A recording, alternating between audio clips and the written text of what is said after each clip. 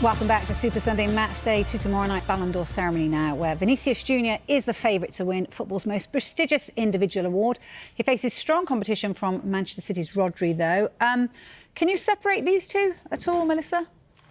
I think the argument for Rodri would be his performances with the national team and Spain winning the Euros, whereas Brazil exited the Copa before people expected them to.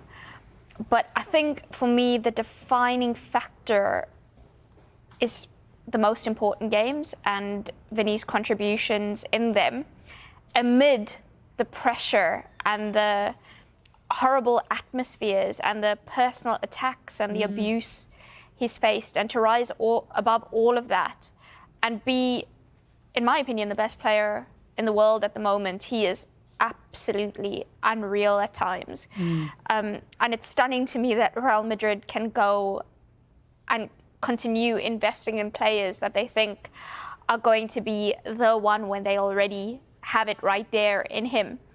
And the other thing, I know that most of the voting centers around performances on the pitch, but there is also a category about fair play and class, and he's got the Vinny Jr Institute, which he helps people back home in Brazil, kids who might be disenfranchised or are in danger of falling into social trouble and joining gangs. And he's more than just a football player, and he's only young but already has been such a game changer in so many important elements that football and society as a whole needs to deal with. Yeah, it ties in nicely with what Trent Alexander-Arnold said about wanting to win the Ballon d'Or and wanting to change the game, become a legend.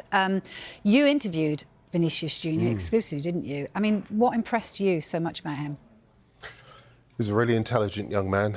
He's multilingual. He is someone very philanthropic.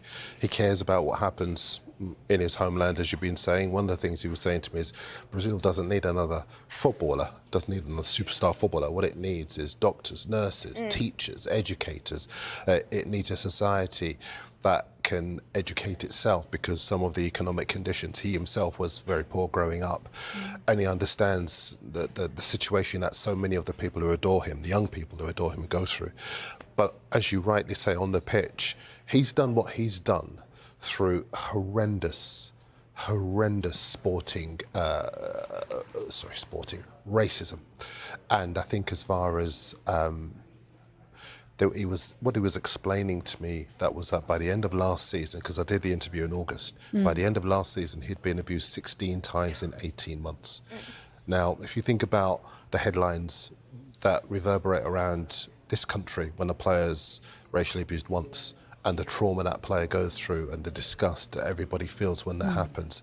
And then you think about Spanish football when he called it out. And Spanish football tried to push back at him and suggest that he was making a mountain out of a molehill. So what he did was use technology, use Twitter, use Instagram.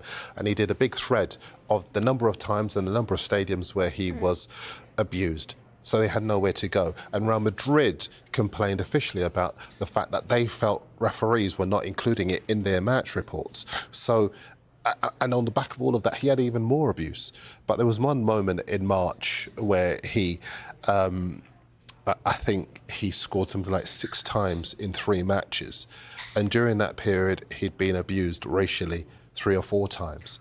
And I think in relation to the Ballon d'Or, the biggest statement those people who are voting for the winner could make is to give it to somebody who's not just being sensational on the pitch and gets you off your seat like he did against Dortmund last week when he scored a hat-trick, but also to make a statement about what I believe to be the biggest sporting icon of his generation. Because so many sports battle with this, so many countries battle with this within sport. And here you've got a man who is standing up by himself to take it on. And I said to him, listen, this is a lot for you. You're one person. It's a lot for you. And he says, if I don't do it, who does it for me? Who does it for me? Who actually stands up? And I'm not talking about the banners and all of the things that people say, but the things that they do. Who does it for me? And he says, I want to do it so that younger people don't have to go through it. You think about Lamine Yamal last night in the Clásico, racially abused. Real Madrid in the last hour have put a statement out talking about the fact that they condemn that abuse. That's the atmosphere that Vinicius Jr plays in, excels in, excites in, and has established himself in as the best player on the planet. Yeah, it's remarkable, isn't it? What are the papers saying on this? Have they got him as their... Well, Andy Dunn makes exactly this point, and it's very straightforward, doesn't take too many words, but he says, listen, Rodri's the type of player you watch, you quietly admire in terms of the way that he goes about his business. You nod knowingly at whoever's sitting next to you. Vinicius is the player who gets you out of your seat, and he did that so many times last season, and he continues to do so. That's why he's a worthy winner. As I say, there could be no finer statement than to make this boy the best player of the planet on the planet officially. He should win that award 10 times out of 10.